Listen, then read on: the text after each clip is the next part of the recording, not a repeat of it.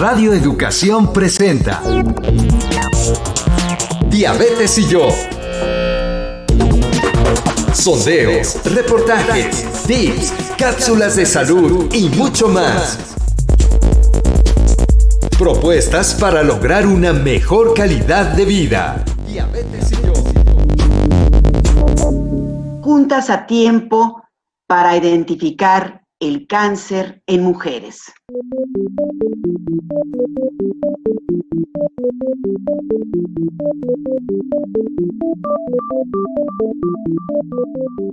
Bienvenidos a este programa, una emisión más de Diabetes y yo, propuestas que pueden mejorar nuestra calidad de vida. Con mucho gusto les saludamos.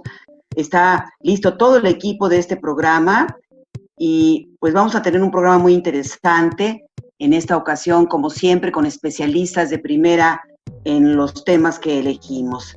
Y seguimos respetando las recomendaciones de sana distancia y este programa ha sido previamente grabado. Antes de presentar a nuestra invitada, queremos pues que usted escuche la introducción al tema que vamos y que hemos elegido el día de hoy.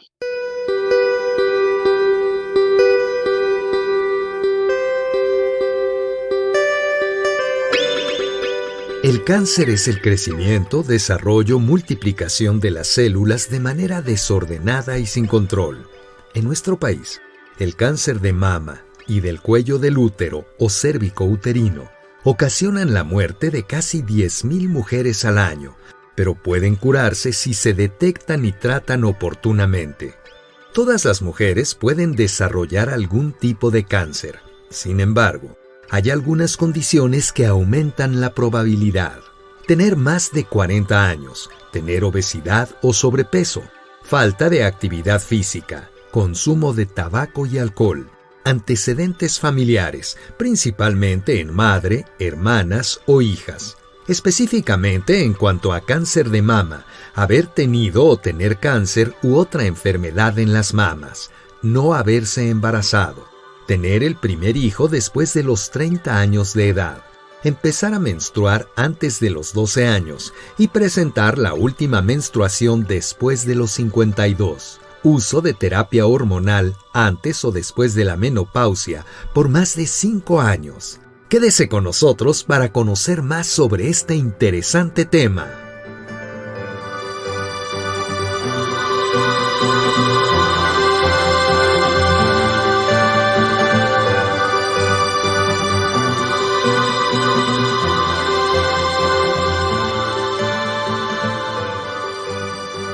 El día de hoy nos da mucho gusto recibir a nuestra invitada, la doctora Patricia Cortés Esteban, experta en tratamiento de cáncer de mama.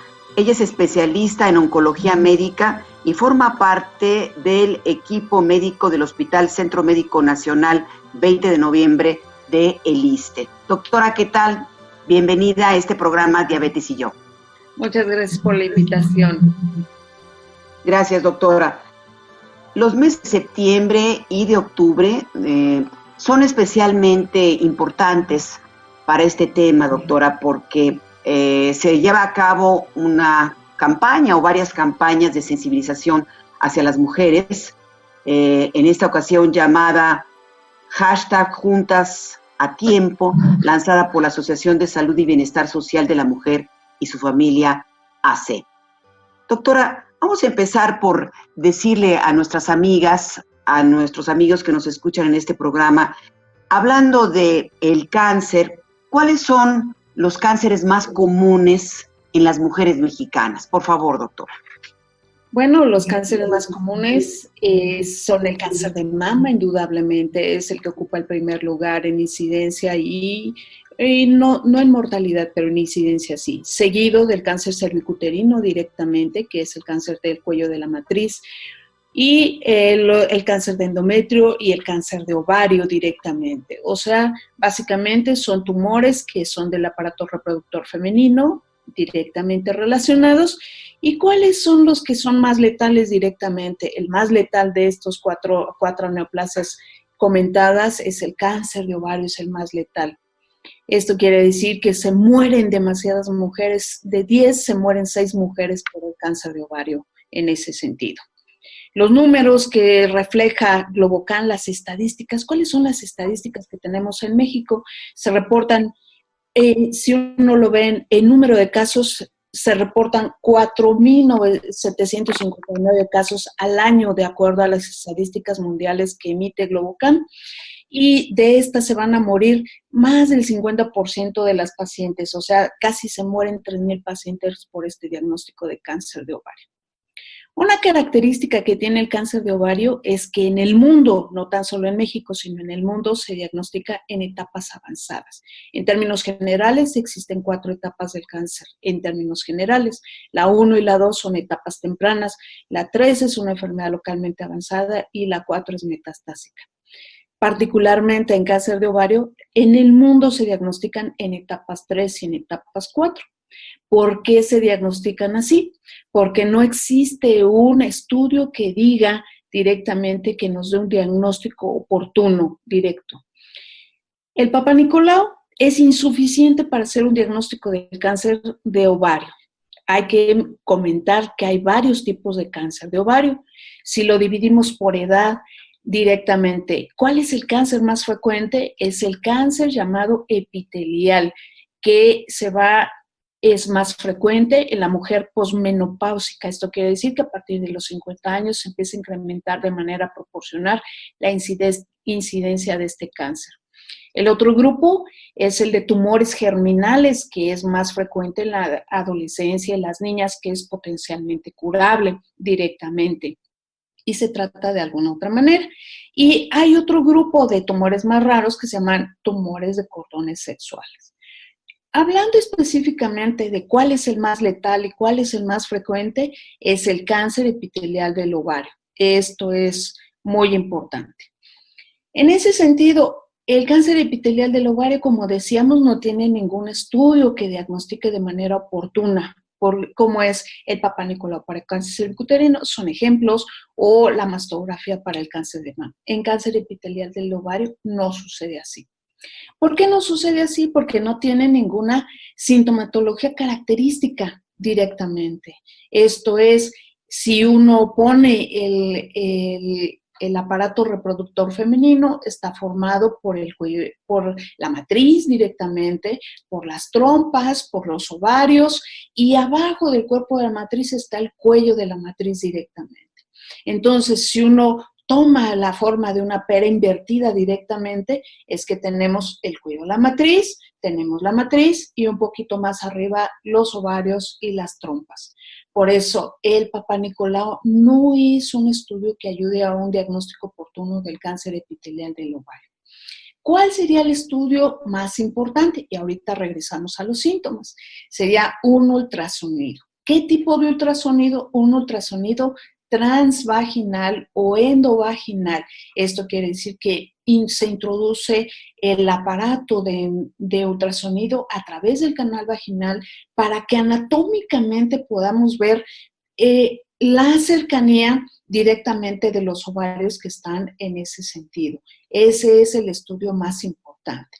Tiene que ser un ultrasonido Doppler directamente, ya más sofisticado, que nos va a decir si hay algún crecimiento a nivel de los ovarios, si tiene vascularidad, si tenemos un quiste. Una de las cosas frecuentes que tienen las pacientes es que en los ovarios se pueden formar quistes, pero hay de quistes benignos y quistes malignos. Cuando uno ve una imagen por ultrasonido que es quístico, que contiene agua directamente, es algo benigno. Pero si el ultrasonido nos dice que hay una característica que tiene algunas alteraciones, que tiene engrosamiento, que está más aumentado, que se ven zonas sólidas allá adentro, o sea, no todo es agua directamente, entonces es sugestivo de malignidad directamente. Decíamos que los síntomas, adelante. Sí, doctora, pero ¿cómo le podríamos explicar a nuestras amigas Claro. por qué es en singular tan oculto? Es mucho más oculto, porque usted lo acaba de decir al principio, no sé si en estos últimos meses y años, pero era tan letal, más raro que los que usted mencionó, pero letal porque ya se se daba uno cuenta en etapas muy avanzadas. ¿Por qué se oculta tanto? Y lamentablemente, pues está cerca de otros órganos vitales y puede hacer metástasis más rápido, ¿no?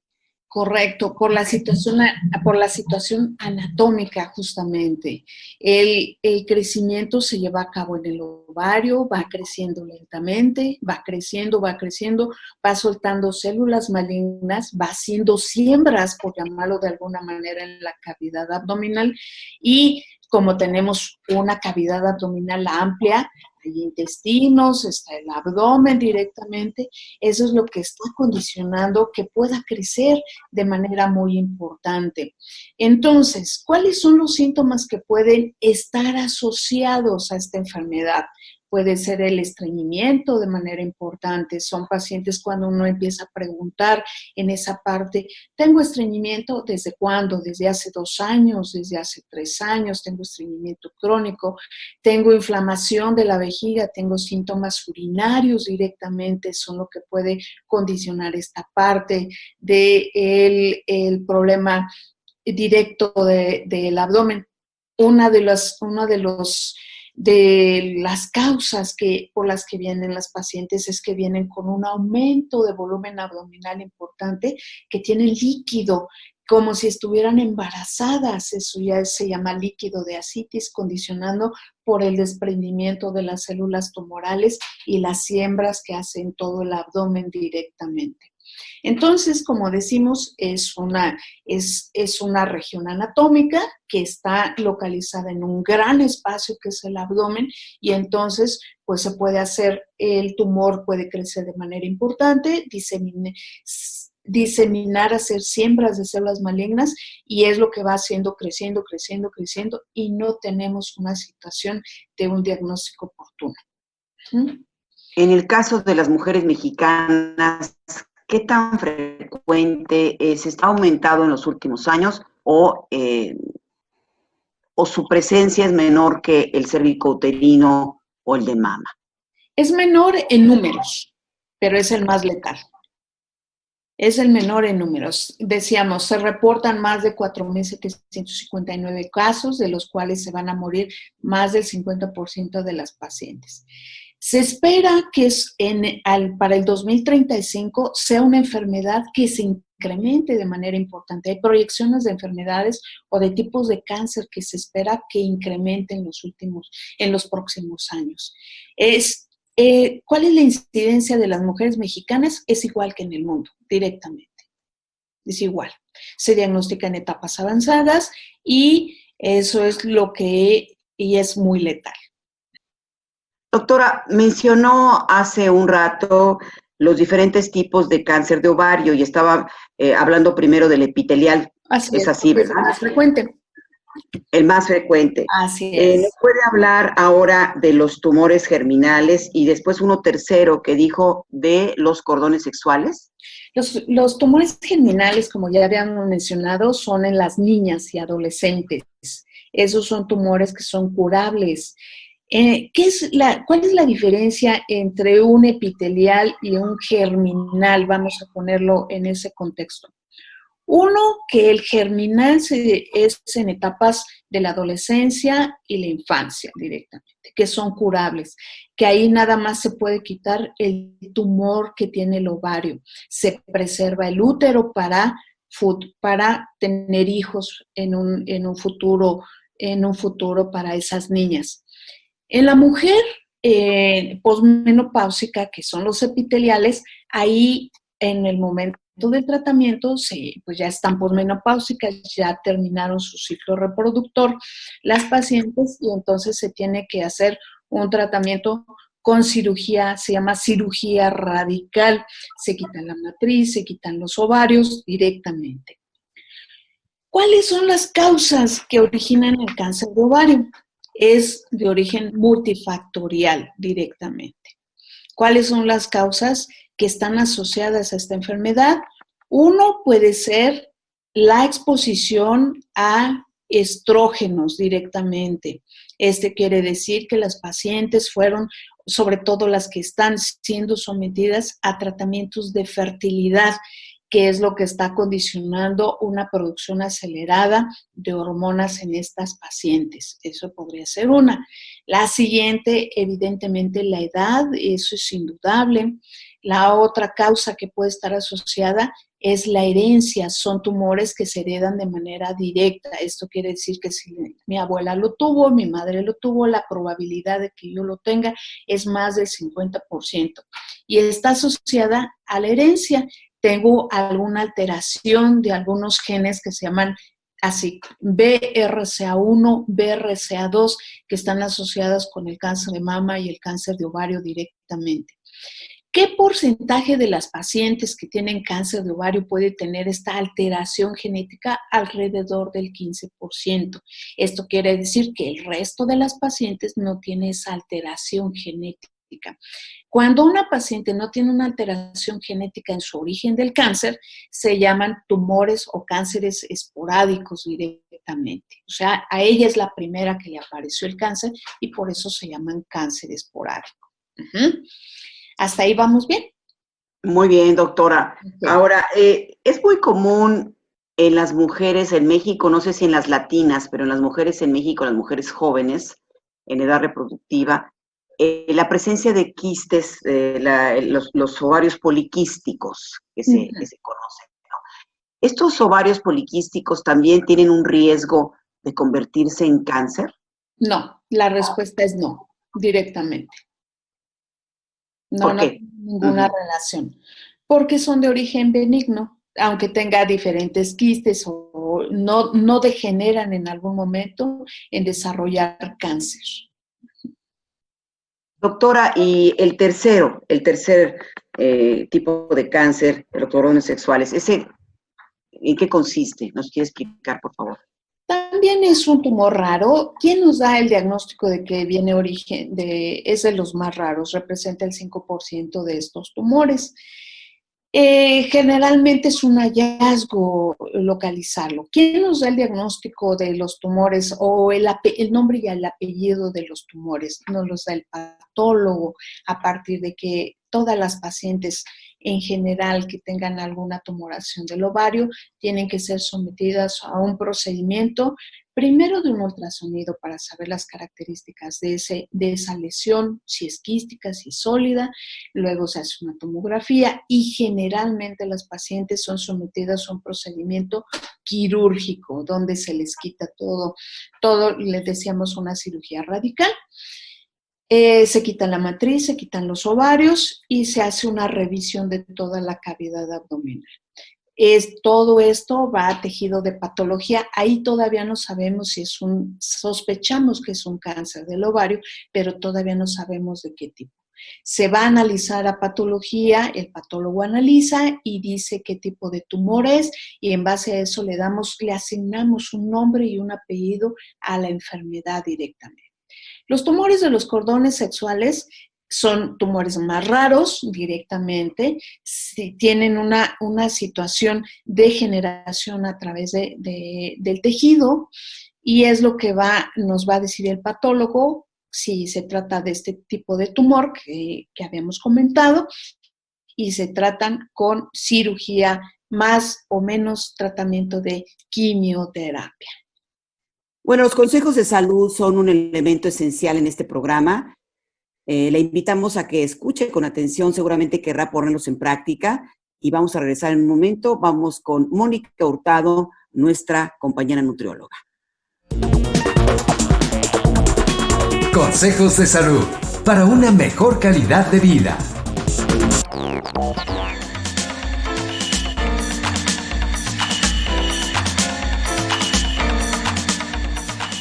Hola, ¿cómo estás? Mi nombre es Mónica Hurtado, la nutrióloga de Quiero Saber Salud. Y en esta ocasión quiero platicarte sobre uno de los problemas comunes en toda la población. Y en México no se diga. Y ahora que empezamos, pues a comer un poquito de más o que nos hemos, descontinuado estos hábitos saludables, pues se ha visto más frecuente estos síntomas.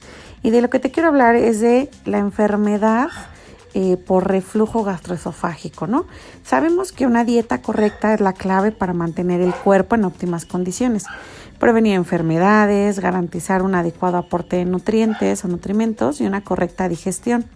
Cuando en la dieta se excede en el consumo de ciertos alimentos y bebidas y se suma otra serie de hábitos en el estilo de vida inapropiados como son el sedentarismo, el tabaquismo, el consumo de alcohol, pueden existir alteraciones en el cuerpo por falta de conocimiento o aplicación del mismo para tener una alimentación consciente y que permite incluir todo tipo de alimentos y bebidas en cantidades moderadas.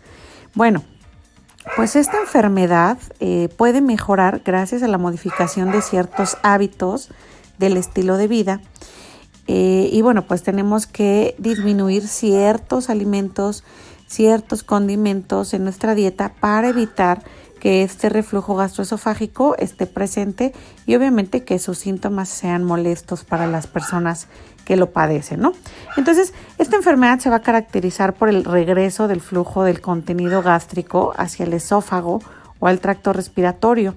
Y se han sugerido, además de su tratamiento médico farmacológico, el cambio de hábitos, incluyendo la reducción de peso, la elevación de la cabecera al dormir, evitar el tabaquismo, el alcohol, disminuir el consumo de cafeína en algunas ocasiones, comidas picantes, ácidas o altas en grasa e incluso evitar algunos alimentos muy tarde antes de dormir.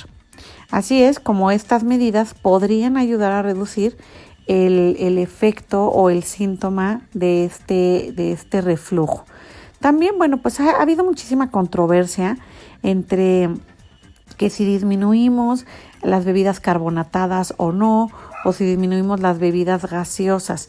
Hubo un estudio, una revisión sistemática por ahí del 2006, que no se encontró evidencia de que ninguna de estas, digamos como prácticas, proporcionara beneficio extra sobre los síntomas del reflujo gastroesofágico.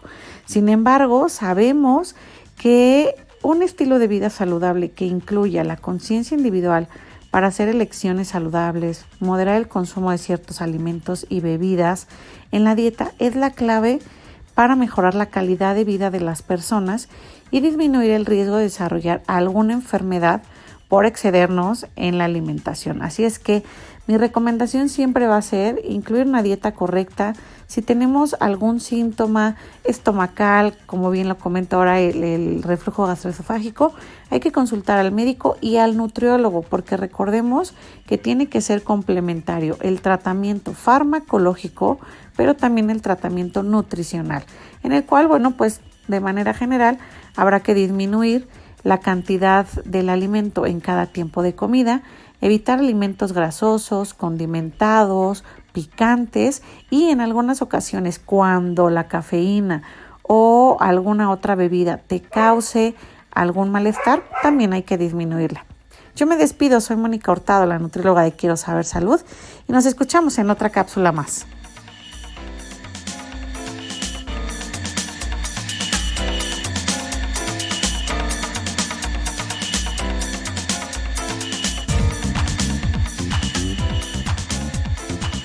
El día de hoy estamos hablando con la oncóloga, la doctora Patricia Cortés, sobre la necesidad de sensibilizar a las mujeres mexicanas sobre la detección temprana del cáncer. Hablemos ahora, doctora, del cáncer de mama. ¿Cuáles son los principales factores, las causas de riesgo para desarrollarlo, que es un cáncer, lamentablemente, uno de los que se presenta con mayor frecuencia? ¿No es así? Así es, totalmente. Es el primer cáncer en México directamente. Una de las situaciones, ¿cuáles son los factores de riesgo para tener cáncer de mama? Ser mujer, empezando. La edad, por supuesto, va avanzando la probabilidad de que desarrollemos un cáncer a medida que vamos avanzando en edad. El antecedente de haber tenido hijos o no son factores asociados. El alcoholismo, el tabaquismo, pero algo fundamentalmente que va a cambiar en nuestro país es la obesidad, el sobrepeso. el sedentarismo directamente que va asociado con el sobrepeso, la herencia, por supuesto, también que va asociada, y como decíamos en el cáncer, igual que el cáncer de ovario, solo un 15% de las pacientes tienen esa asociación con cáncer de mama en función de la herencia con estas mutaciones de genes de BRCA1 y BRCA2 que son conocidos, que se transmiten de manera directa. Y una de las cosas más importantes que está poniendo en alerta de manera importante es la obesidad. ¿Por qué la obesidad? Porque es un tumor hormonodependiente. ¿Qué pasa? ¿Cuál es la principal fuente de estrógenos en la mujer? Son los ovarios, indudablemente. A medida que vamos avanzando en edad, quiere decir que vamos envejeciendo, nuestra función de los estrógenos va desapareciendo y se vuelve nula directamente. Pero, ¿dónde se producen más estrógenos? En una parte arribita de los riñones, hay unas glándulas que son las glándulas suprarrenales. Y después, ¿dónde se produce más estrógeno? En el tejido graso. Esto quiere decir, el tejido graso es el que está estimulando a la glándula mamaria para que tengamos alguna alteración directamente, por llamarlo de alguna manera, un proceso inflamatorio crónico. Ahora, el cáncer de mama, el diagnóstico debería de ser de manera más temprana. Desafortunadamente en México tenemos datos donde el 55% de las pacientes son diagnosticadas en etapas localmente avanzadas, en etapas 2, en etapas 3 y en etapas 4. Cosa que esto podría cambiar radicalmente con el estudio que se debe de hacer de manera rutinaria, que es el estudio de mastografía o mamografía. ¿Cuándo hacer un estudio de mastografía o mamografía? A partir de los 40 años. Una de las cosas que se les dice a las pacientes es que se explore, que aprenda a explorarse la glándula mamaria, que si toca una bolita vaya al médico. El problema cuando ya va al médico es que ya tocó la bolita. Para poder ser perceptible una bolita se requiere más o menos 1 centímetro de tumor. Y entonces esto quiere decir que pues ya no es tan temprana. ¿Por qué hacer una mastografía a partir de los 40 años, tengamos o no tengamos alguna lesión? Es eso justamente, para no palpar nada, para que nuestra mastografía o mamografía se vean apenas algunas lesiones que son microcalcificaciones, y estamos hablando ahí de un cáncer de mama muy temprano, donde inclusive el tratamiento puede ser nada más la extirpación de esas microcalcificaciones, puede ser nada más una porción de la mama que se le quite en lugar de una cirugía radical directamente, pues cuando uno quita la mama completamente. De tal manera que, ¿hay algún síntoma para el cáncer de mama? No, no hay ningún síntoma. ¿Hay algún signo? Claro, el tocar la bolita. Podemos tocar la bolita en la glándula mamaria, sabemos que tenemos una glándula mamaria, podemos tocar una bolita a nivel de la axila, porque el primer sitio donde, una vez que se origina el tumor en la glándula mamaria, el primer sitio a donde va es a los ganglios de la axila, por eso siempre hay que tocarlos. ¿Podemos tocar ganglios más avanzados? Claro, cuando hay una enfermedad muy avanzada podemos tocar ganglios a nivel de la clavícula, por arriba de la clavícula, ya es una enfermedad muy avanzada. Entonces, se hace la mamografía y se hace acompañada de ultrasonido. Eso tiene que ser para todas las pacientes a partir de los 40 años. Si las pacientes, aquí hay una anotación importante, si las pacientes tienen factores de riesgo hereditarios, esto quiere decir que yo conozco a mi abuela y mi mamá tuvieron cáncer de mama, la probabilidad de que yo tenga un cáncer de mama es arriba del 50%. Por eso, en ese grupo de pacientes es a partir de los 35 años directamente. Y a partir de los 35 años, tengo que ir a una revisión, tengo que hacerme una mastografía o un ultrasonido, y mastografía ya se decidirá por el médico. Si ya conozco que tengo alguna alteración genética, como estos genes que hemos mencionado, BRCA1 y BRCA2, que son hereditarios, ahí puedo hacerme un estudio más sofisticado que es una resonancia. Uno no puede llegar y decir, hágame una resonancia. No, tiene que llevar una indicación médica, tiene que ir con su médico para que el médico le recomiende qué tipo de estudios se tiene que hacer directamente. Entonces, buscamos hacer un diagnóstico más oportuno para cambiar esto. Buscamos hacer, además de este diagnóstico más oportuno, necesitamos hacer los estudios correspondientes directamente. Gisela Ayala se une a esta conversación. Gisela, ¿qué tal? Hola, muy buenas tardes. Muchas gracias, Maru Pulido, y a todos los radioescuchas de este programa Diabetes y yo. Pues aquí escuchando la interesante explicación de la doctora Cortés, la invitada de este día, porque sí, el último punto que usted menciona es buenísimo. No puedo ser yo quien proactivamente vaya. Tengo que estar en comunicación con mi médico, tiene que ser el médico el que lo indique. Doctora, y aquí, pues llegando, empiezo a preguntar, ¿en qué momento usted considera que una mujer con las características que acaba de mencionar, una mujer que tiene antecedentes familiares de cáncer de mama, que tiene más de 35 años y se revisa periódicamente, ¿en qué momento tiene que ir a revisar, tiene que ir a consultar a su médico y cuál sería el médico adecuado? El médico adecuado es un ginecólogo-oncólogo, un oncólogo directamente, que son los que tienen que ir en este grupo de pacientes. Ya son pacientes consideradas de alto riesgo en ese sentido. Y ellos son los que le van a indicar esta situación. Como decíamos previamente, la idea no es tocar nada. Esa es la idea, no tocar nada. Cuando uno ya toca algo, ya por lo menos es una lesión de 1 centímetro. Entonces, ya no tiene sí, claro, tiene un sentido, pero la idea no es esperar a tocar algo. La idea es ir antes de que tenga este problema, ¿sí? No necesito palpar nada para eso, tengo que ir. Esto quiere decir, para las pacientes que tienen estos factores de riesgo a partir de los 35 años, aunque no tengan nada, tiene que ir. Y para la población en general a partir de los 40 años directamente. Doctora, y para redondear el tema, ya una vez que se recibe el diagnóstico de cáncer de mama con todo lo que nos ha estado comentando a lo largo de este programa, ¿cuáles son los tratamientos y sobre todo, doctora, cuáles son los tratamientos disponibles en nuestro país?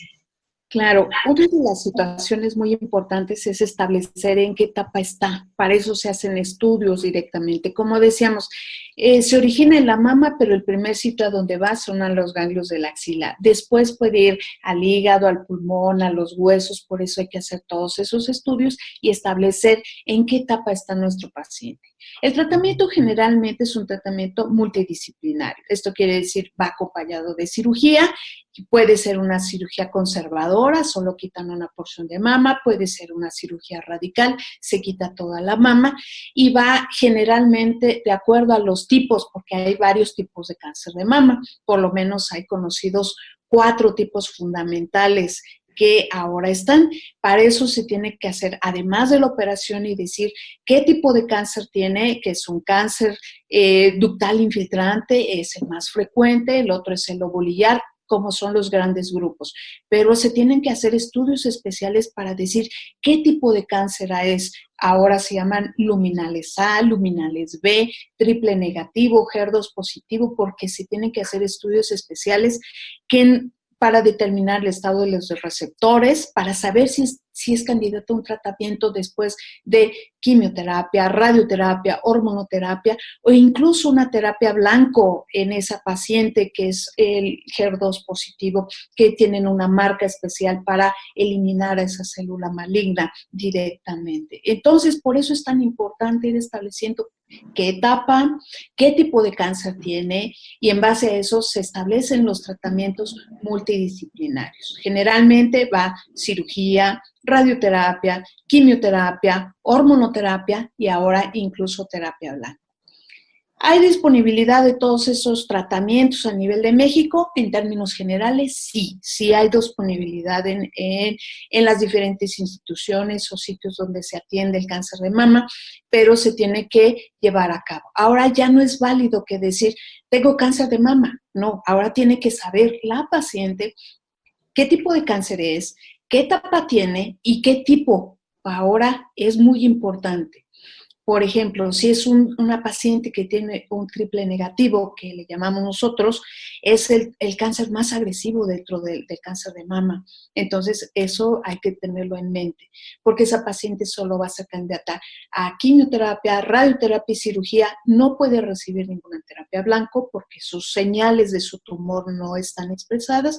No puede recibir un tratamiento de hormonoterapia porque tiene los receptores negativos y son pacientes consideradas de muy mal pronóstico directamente.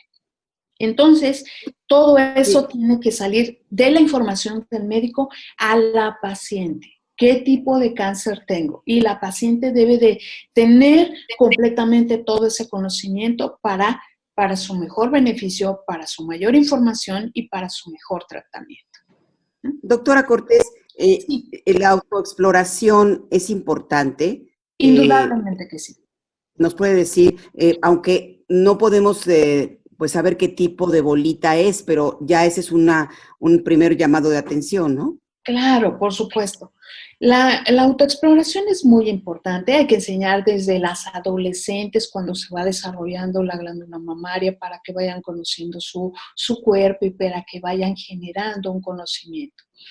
La autoexploración en las pacientes de mama es fundamental. ¿Cuándo hacer la exploración de mama? En las pacientes premenopáusicas, perimenopáusicas, esto quiere decir que aún están con su menstruación, tiene que hacerse 7 días posteriores a que haya pasado la menstruación. ¿Por qué? Porque durante la menstruación hay procesos inflamatorios que no nos permiten explorar de manera adecuada la glándula mamaria. Eso es importante. Para las pacientes que ya dejaron de menstruar, quiere decir las posmenopáusicas, hay que fijar un día al mes para la exploración. ¿Qué debemos de ver en la exploración? La coloración de la glándula mamaria. Siempre vamos a tener una glándula mamaria anatómicamente más grande que otra. Debemos ver la coloración de la glándula mamaria. Hay cáncer de mama que solo tiene inflamación de la piel y se llama cáncer inflamatorio de la piel. No tocamos bolita ahí, eso es muy importante, sino solo vemos la glándula mamaria enrojecida. Entonces tenemos que ver el color de la piel directamente, tocar si la glándula mamaria, generalmente vamos a tocar bolitas que es tejido graso y cuando encontremos una bolita de consistencia suave hay que ir al médico directamente y hay que correr al médico cuando toquemos algo que es de consistencia dura. Cuando nosotros estudiamos en la escuela de medicina nos dicen, si es benigno es como tocarte la punta de la nariz, así suave. Si es pétreo, si es duro, atrás de la oreja tocamos duro como una piedra. Y entonces, como decíamos, si es blandito, hay que ir al médico.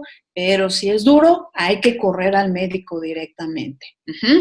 Ese es en la parte de la autoexploración, fundamental.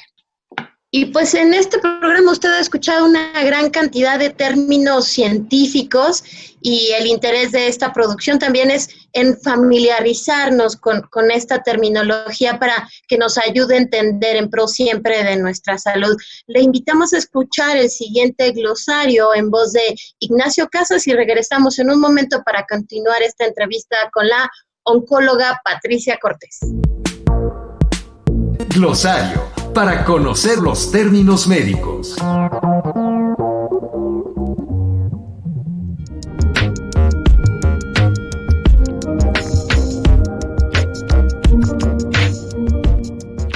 Ultrasonido endovaginal, también conocido como ultrasonido transvaginal.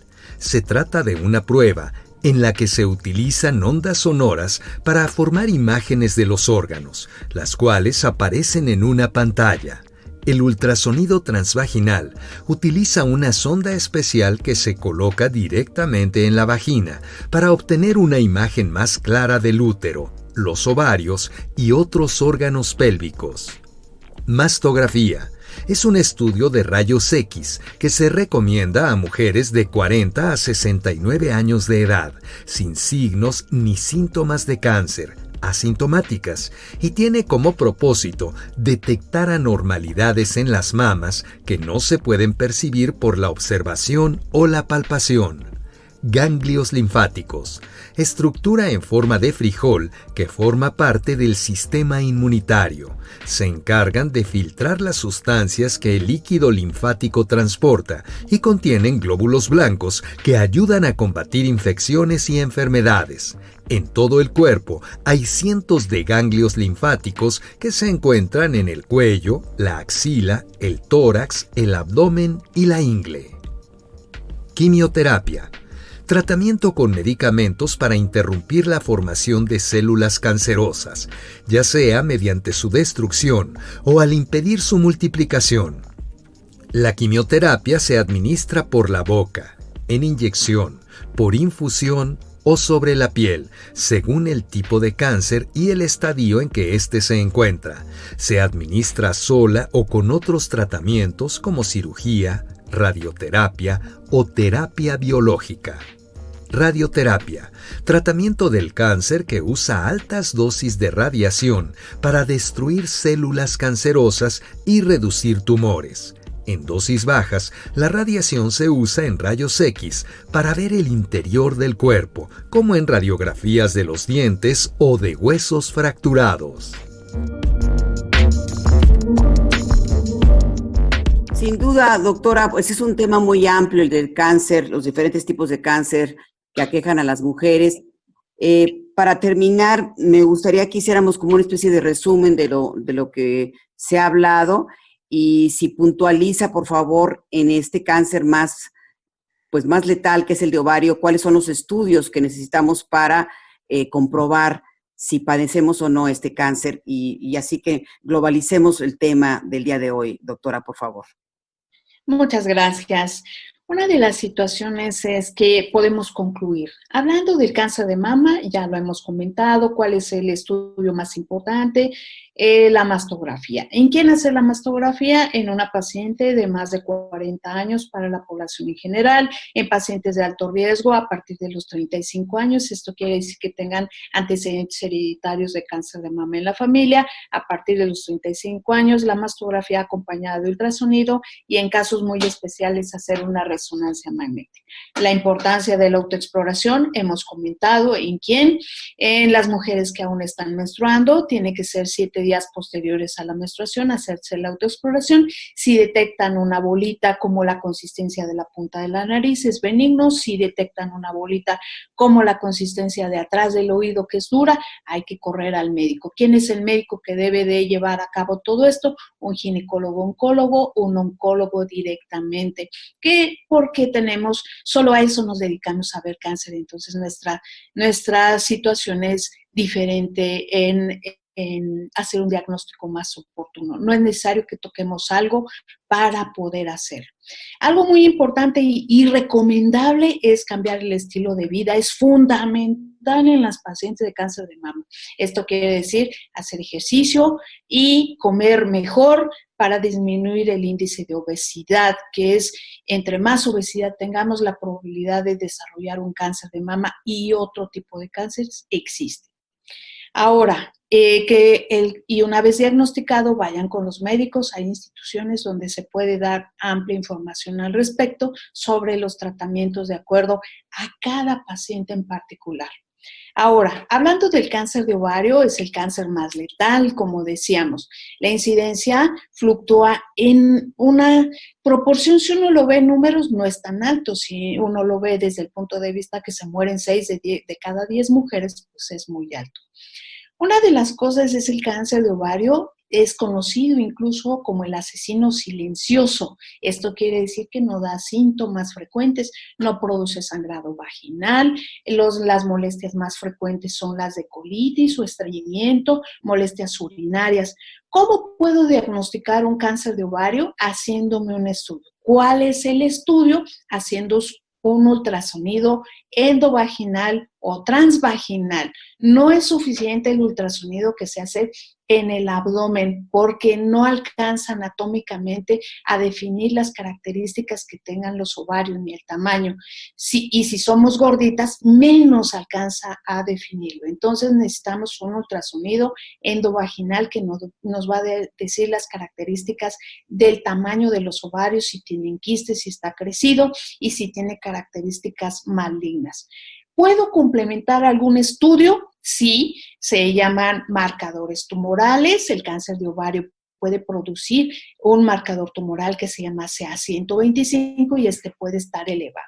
Sin embargo, dentro del cáncer de ovario epitelial que le da más frecuente a las mujeres posmenopáusicas, no en todas se eleva este marcador. Y los estudios tienen que ser indicados por ginecólogos oncólogos o por oncólogos directamente. No puedo llegar y decir, hágame un ultrasonido, hágame un marcador. Si vamos a hacer un ultrasonido endovaginal, pues también debe de ser recomendado por algún médico para un diagnóstico más oportuno. ¿Cuál es el tratamiento del cáncer del ovario directamente? La cirugía es fundamental y tiene que ser una cirugía muy radical hecha por expertos y generalmente va acompañada de un tratamiento de quimioterapia y de terapia blanco y en México contamos con todos estos tratamientos. ¿La obesidad influye en el cáncer de ovario? No, no influye en el cáncer de ovario directamente. Uh-huh. Doctora, y con todo esto que nos ha explicado, la campaña Juntas a Tiempo tiene mucho que ver con esta prevención en el caso de cáncer de mama, pero también con el diagnóstico oportuno, con que las mujeres seamos realmente nuestras propias vigilantes. ¿Podría hablarnos un poco más y sobre todo dónde nuestros radioescuchas, hombres y mujeres, pueden recibir más información? Sí, claro. Uno está la página del Instituto Nacional de Cáncer, donde uno puede meterse a internet y ahí hay información seria, información fidedigna directamente, el Instituto Nacional del Cáncer, la Sociedad Americana del Cáncer, la Sociedad Mexicana de Oncología está mandando cápsulas acerca de cuáles son los estudios y todo eso. Y bueno, pues ahorita septiembre es el mes del cáncer del ovario directamente. Hace un par de años, ustedes recordarán que Edith González, que en paz descanse, fue el emblema de la campaña de cáncer de ovario y ella, una de las cosas que se hizo era mandar un cuestionario a estas pacientes si tenemos estreñimiento, si tenemos alteración urinaria. Tú eres una candidata que te hagas un ultrasonido transvaginal y así salió la campaña. Existe el carnet de la mujer, donde el carnet de la mujer van checando tu mastografía, tu papá Nicolau, tus vacunas, y ahí se debería de incluir la realización de un ultrasonido endovaginal o transvaginal. Ahí, ¿cada cuándo me puedo hacer un ultrasonido de ese tipo? Una vez al año. Así como vas a tu chequeo de todo lo demás, una vez al año. Si tienes algún síntoma de estas características que mencionamos, como estreñimiento, como esta sensación de que comes algo y te inflamas directamente, tienes que ir a tu chequeo. Doctora, es interesante toda esta plática, doctora Patricia Cortés Esteban. ¿Cómo podemos contactarla? ¿Cómo podemos acercarnos a usted, doctora? Claro. Miren, mi correo electrónico es con minúscula drapcortés, cortés con s, @gmail.com. Me encuentran en Facebook como Patricia Cortés Esteban, directamente. El teléfono del consultorio es 55 56 01 32 48 y nada más. Y pues agradecer a la doctora Pati Cortés, de verdaderamente un viaje por algunos de los tipos de cáncer más comunes en México en las mujeres, y como el tema justamente es tan amplio, pues queremos extenderle una invitación para que nos acompañe la próxima semana para seguir hablando de este tema tan importante para todos en esta sociedad mexicana.